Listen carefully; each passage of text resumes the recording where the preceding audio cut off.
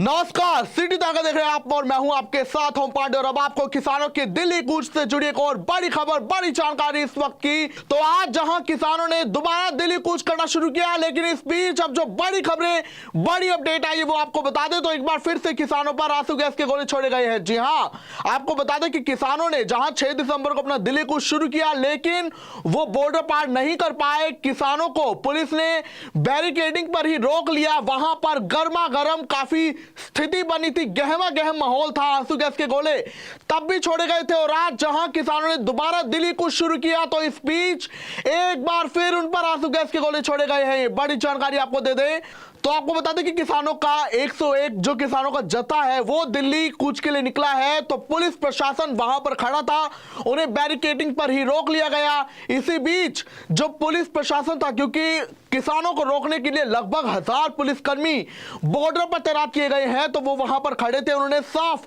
दो टूक बात किसानों को कही कि हमें 101 किसानों के नाम पंधेर की ओर से भेजे गए हैं, जो कि किसान नेता हैं और जो इस दिल्ली कूच को लीड भी कर रहे हैं। तो हम उन 101 किसानों को दिल्ली जाने देंगे, लेकिन हम पहले उनकी पहचान करेंगे। साथ ही पुलिस ने यह भी कहा कि जो 101 किसान दिल्ली जाएंगे, उनमें से यहां पर मौजूद किसान कोई भी नहीं है, जिसके चलते पुलिस ने किसानों को पहचान पत्र दिखाने के लिए भी कहा। लेकिन वहां पर पुलिस के जवानों को किसानों ने भी कह दिया कि हम पहचान पत्र नहीं दिखाएंगे। इसके अलावा पुलिस ने इस दौरान किसानों को यह भी कहा कि आपको दिल्ली कूच की परमिशन दिखानी होगी, तभी आपको बढ़ने दिया जाएगा, आइंदा नहीं जाने दिया जाएगा। जिसके बाद बॉर्डर पर और उसी वक्त बैरिकेडिंग जहां पर थी, तो किसानों और पुलिस प्रशासन के बीच काफी बहस हुई, जोरदार बहस इस दौरान हुई। और आपको बता दें कि आज जो दिल्ली कूच है, इसमें मीडिया को भी हिदायत प्रशासन की ओर से दी गई कि आप 1 किलोमीटर दूर से कवरेज करेंगे, क्योंकि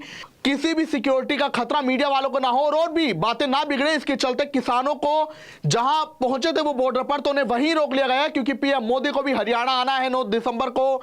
साथ ही आज जब किसानों ने दोबारा दिल्ली कूच का ऐलान किया, तो ऐसे में आज पुलिस प्रशासन और अलर्ट दिखा और मुस्तैद दिखाई दिया और वहीं पर किसानों को रोक लिया गया। काफी बहस हुई, लेकिन इसी बीच एक तस्वीर यह भी सामने आई कि प्रशासन की ओर से, नायब सैनी सरकार की ओर से, जो ये दिल्ली कूच के लिए किसान निकले हैं, धरनारत किसान हैं, इनके लिए चाय पानी का इंतजाम किया गया था। इनके लिए चाय बिस्किट प्रशासन ने भेजे और पानी भी भेजा गया।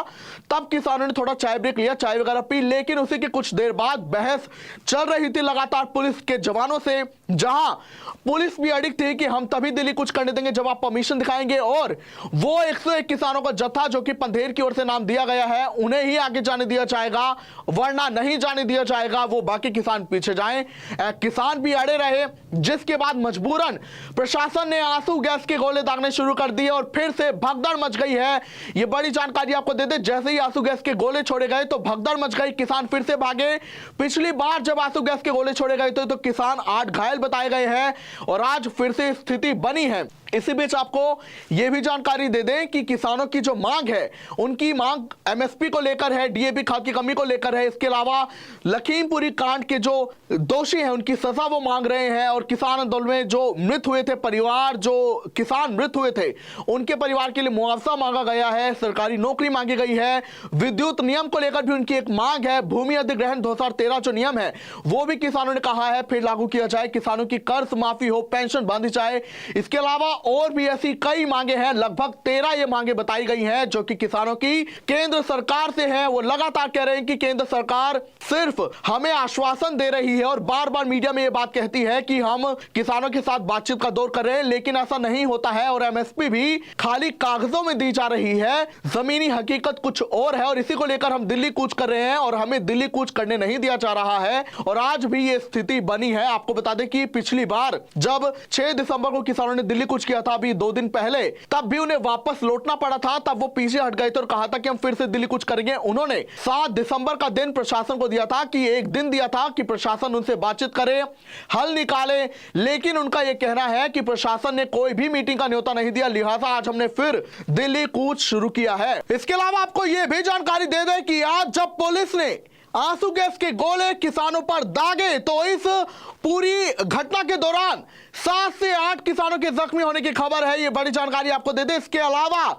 अब इन सब घटनाक्रमों के बाद एक बार फिर से किसानों का जत्था वापस बुला लिया गया है। आपको बता दें कि किसान नेता सरवन सिंह पंधेर ने कहा है कि 7 से 8 किसान घायल हुए हैं और फिलहाल जो मौसम है, हवाओं का रुख हमारी ओर है, इसके चलते हमने फिलहाल किसानों का जो जत्था है 101 किसानों का वो वापस बुला लिया है। कल तक के लिए दिल्ली कूच एक बार फिर टाल दिया गया है। उधर आपको बता दें कि सरवन सिंह पंधेर ने यह भी कहा है कि अब मीटिंग के बाद कोई बड़ा फैसला लिया जाएगा, लेकिन एक बार फिर से दिल्ली कूच टाल दिया गया है। जहां आज प्रशासन ने किसानों को शांत कराने के लिए उन पर फूल भी बरसाए, तो वहीं आंसू गैस के गोले भी स्थिति को संभालने के लिए दागे गए। बड़ी जानकारी आपको पल पल की अपडेट और देते रहेंगे, जुड़े रहिए हमारे साथ। सिग्नस महाराजा अग्रसेन हॉस्पिटल पानीपत अस्पताल में आधुनिक तकनीक द्वारा गंभीर से गंभीर बीमारियों का इलाज किया जाता है। सभी मेजर गवर्नमेंट और प्राइवेट टीपीए पैनल का अस्पताल, आयुष्मान कार्ड धारकों का फ्री इलाज, अनुभवी डॉक्टर की टीम 24 घंटे उपलब्ध। आज ही विजिट करें Cygnus Maharaja Agrasen hospital Panipat. Mobile number 9215163855।